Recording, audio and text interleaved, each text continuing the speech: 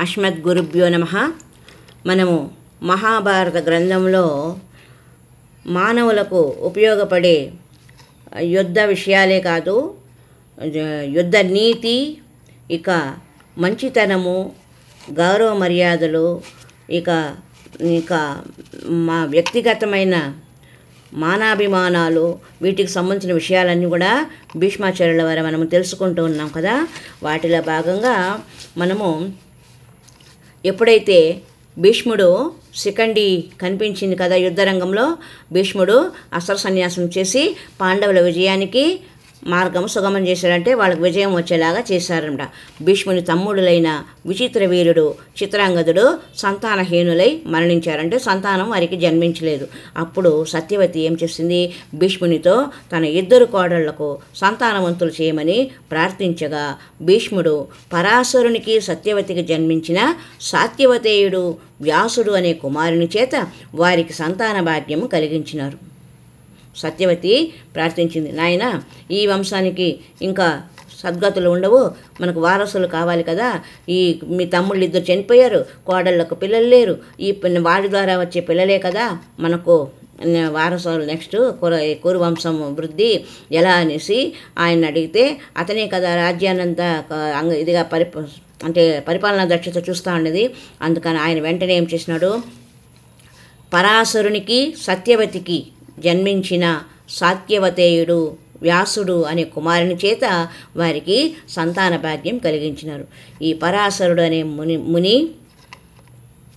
సముద్రంలో ఒకసారి సముద్రం దాటేటప్పుడు పడవలో ఆయనకు ఈ సత్యవతి సహాయం చేసింది. ఆ సమయంలో ఆయన యొక్క వీర్యము వృధా పోకూడదని ఈమె గర్భంలో నిక్షిప్తం చేసినప్పుడు ఈమెకు ఒక కుమారుడు జన్మించాడు. అతడే సాత్యవతేయుడు, మనం పిలుచుకునే వ్యాసుడు, ఈ మహాభారత గ్రంథకర్త. వారికి జన్మించిన వారే పుట్టి గుడ్డువాడైన ధృతరాష్ట్రుడు, పాండురాజు. మళ్ళా అప్పుడు పరాశరుని కుమారుడుగా జన్మించాడు కదా సాత్యవతేయుడు వ్యాసుడు. అతనిని పిలిపించింది సత్యవతి, నాయన నా ఇద్దరు కోడళ్లకు నీవే మరలా నాకు మరలా వారి ద్వారా వారికి పుత్రభిక్ష పెట్టి నా వంశాన్ని ఉద్ధరించు అని ప్రార్థించింది తన కుమారుడైన వ్యాసుడిని.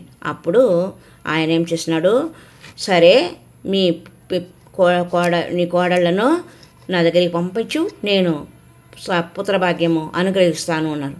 ఆయన యొక్క తేజస్సును భరించలేని వారే ఒకరు గట్టిగా కళ్ళు మూసుకున్నారు, ఒకరేమో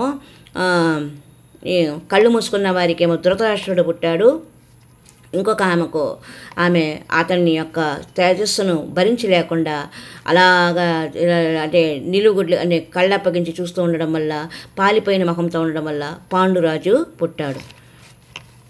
వీరి ద్వారా ధృతరాష్ట్రుడు పాండురాజు జననము జరిగింది. ఆ విధంగా పరాశరుని కుమారుడైన పరాశరుడు సత్యవతికి పుట్టిన సాత్యవతేయుడు వ్యాసుడు అని చెప్పబడే మనకు అతని ద్వారా ఈ భీష్ముని యొక్క తమ్ములైన ఇద్దరు భార్యలు ఉన్నారు కదా, భార్య లేరు కాబట్టి వారికి పుట్టిన ఈ పిల్లలే ధృతరాష్ట్రుడు, పాండురాజు. వీరి ద్వారానే పాండవులు, కౌరవులు అనే వంశము వృద్ధి చెందినది.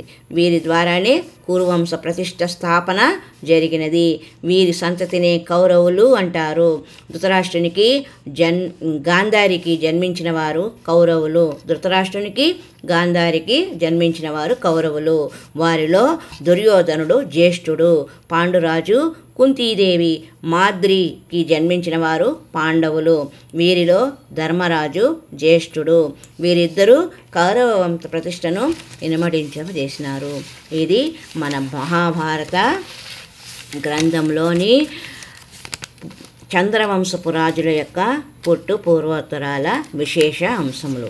ఇక మరికొన్ని విశేషాలను మరి ఒక సంచికలో తెలుసుకునే ప్రయత్నం చేద్దాం. అంటే ఈ మహాభారత గ్రంథంలో మనకు తారసపడిన కొన్ని పాత్రలు ఉంటారు కదా, ఇప్పుడు సత్యవతి, అష్టవసువులు ఇలా చెప్పుకున్నాం కదా, వారి యొక్క విశేషాంశములను తెలుసుకునే ప్రయత్నము మరి ఒక సంచికలో చేద్దాం. హరి ఓం తత్సత్.